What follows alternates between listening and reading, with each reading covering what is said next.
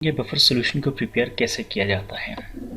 Last जो tutorial था उसमें मैंने आपको बताया था कि बफर सॉल्यूशन काम कैसे करता है। अगर आपने वो ट्यूटोरियल नहीं देखा तो आपने उसको लाजमी देखना है, ठीक है। तो चलिए चल के देखते हैं कि बफर सॉल्यूशन बनाए कैसे जाते हैं। जैसे कि आप जानते हैं वीक एसिड के केस में अगर बात करूँ तो जो बफर एसिडिक बफर होता है वो वीक एसिड और उसके साल्ट से बनता है, और जो बेसिक बफर होता है वो वीक बेस और उसके साल्ट से बनता है। तो यहाँ पर हम वीक एसिड और उसका साल्ट दे रहे हैं जनरल। तो आप देख सकते हैं कि ये एक जनरल एसिड है एच ए वीक एसिड जो डिसोसिएट होकर H positive A negative ion बना देता है। मैं इंतहाई सिंपल अंदाज में चीज़ों को एक्सप्लेन करने की कोशिश कर रहा हूँ। और ये उसका साल्ट है, तो साल्ट डिसोसिएट होने के बाद एन ए पॉजिटिव और ए नेगेटिव बना देता है। और इसके लिए डिसोसिएशन कांस्टेंट को हम यूं लिख सकते हैं, ठीक है। K is equal to H positive A negative over H A, ये उसका डिसोसिएशन कांस्टेंट आ गया। अगर आप ऊपर एग्जाम्पल पर गौर करें, ये जो मैंने दी है जनरल एसिड की, इसमें आप देखें ए नेगेटिव एसिड वाले साइड से भी आया हुआ है और साल्ट वाले साइड से भी आया है, गोया ये कॉमन आयन है। तो कॉमन आयन की वजह से चूँकि साल्ट तो आसानी से सॉल्युबल होता है, ये साल्ट जो है वो तो कम्प्लीटली डिज़ोल्व हो जाता है यहाँ पर। और जो एसिड है जैसे कि मैं बता चुका हूँ वो वीक एसिड है, वो बहुत ही मामूली डिसोसिएट होता है, बहुत ही मामूली डिसोसिएटेड होता है। और जब ये कॉमन आयन भी आ जाता है यहाँ पर साल्ट वाले साइड से, इसका मतलब ये है कि ये कॉमन आयन को गोया हम इस साइड से ऐड कर रहे हैं, यानी राइट साइड से ऐड कर रहे हैं।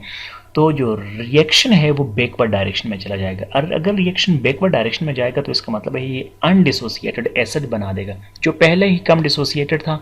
तो कॉमन आयन की वजह से और उसकी जो डिसोसिएशन है वो कम हो जाती है। यही बात मैंने नीचे लिखी है कि कंसंट्रेशन अच्छा, यहाँ पर जो ए नेगेटिव है ये आपके जहन में रहे, ये ए नेगेटिव ये लार्जली साल्ट वाले साइड से आता है, एसिड वाली साइड से बहुत ज़्यादा कम आता है, ठीक है। तो ज़्यादा यानी 98% आप समझ लें ये कंट्रीब्यूशन जो है वो साल्ट वाले साइड से होती है, ठीक है। तो उस इक्वेशन को जो लास्ट इक्वेशन थी हमारी, ये वाली इक्वेशन, यानी इस इक्वेशन को अब हम रीअरेंज करते हैं। इसमें से H पॉजिटिव जो है उसको साइड पे निकालते हैं, ठीक है। एच ए को K के साथ मल्टीप्लाई कर लेंगे और A नेगेटिव हो जाएगा। चलिए चल के देखते हैं कि ये कैसे होगा। तो इक्वेशन को जब हमने रीअरेंज किया, H पॉजिटिव इसमें से निकाला, तो इक्वेशन इस फॉर्म में आ जाती है, ठीक है। तो हम इस तरह करते हैं कि इस इक्वेशन को दोनों साइडों से नेगेटिव लॉग से मल्टीप्लाई कर लेते हैं, ठीक है। या ये भी कह सकते हैं लॉग से मल्टीप्लाई करते हैं और फिर दोनों को नेगेटिव से मल्टीप्लाई भी करते हैं। तो जब हमने ऐसा किया तो ये जो ऊपर इक्वेशन है वो इस फॉर्म में आ जाएगी। देखें, negative log of H positive ion is equal to negative log of Ka, यानी नेगेटिव लॉग ऑफ Ka, और ये एच ए ओवर ए जो है ये बन जाएगा negative log of H A over A negative.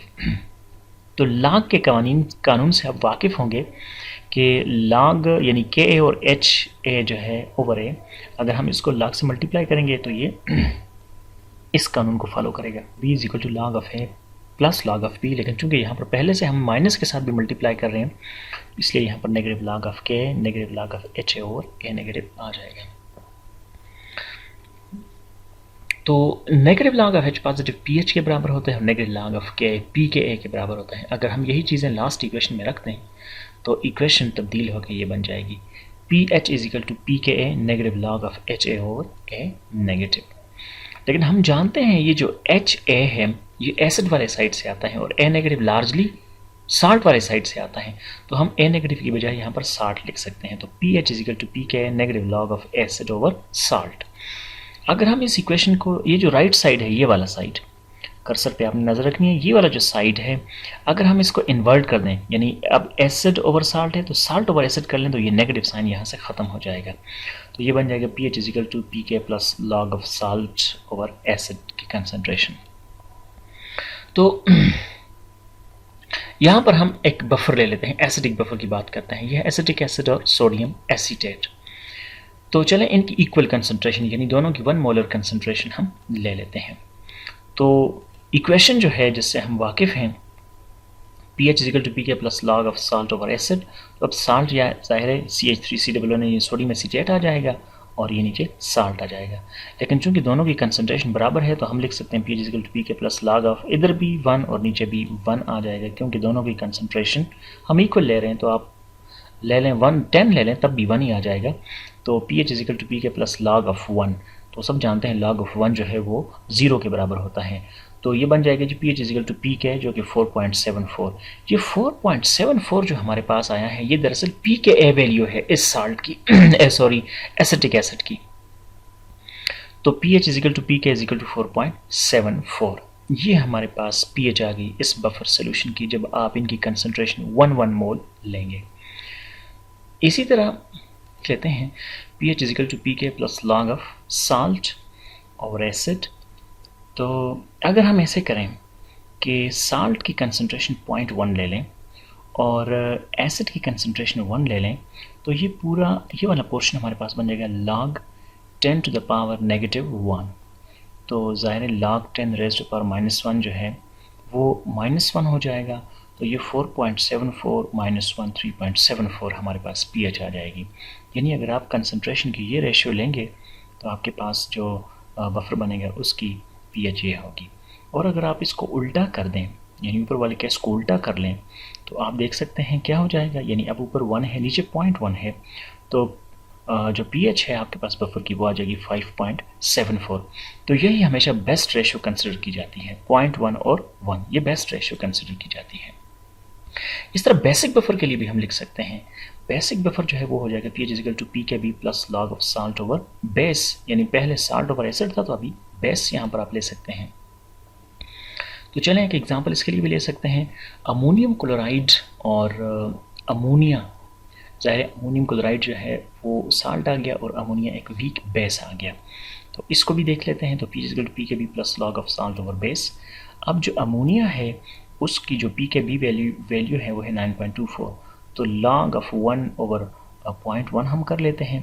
तो हमारे पास आ जाएगा जी, चूँकि 0.1 ऊपर 10 के बराबर हो जाएगा, तो 10 जो है जब उसका log लेंगे तो ये 1 के बराबर आ जाएगा। तो इस तरह हमारे पास ओवरऑल जो वैल्यू आ जाएगी 10 पॉइंट।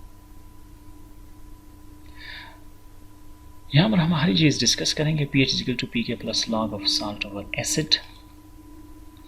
तो चलें हमें जी एक टास्क दिया गया है कि एक बफर प्रिपेयर करना है जिसकी pH 5 हो, सोडियम एसीटेट और एसिटिक एसिड, एक एसिडिक बफर आपने प्रिपेयर करना है।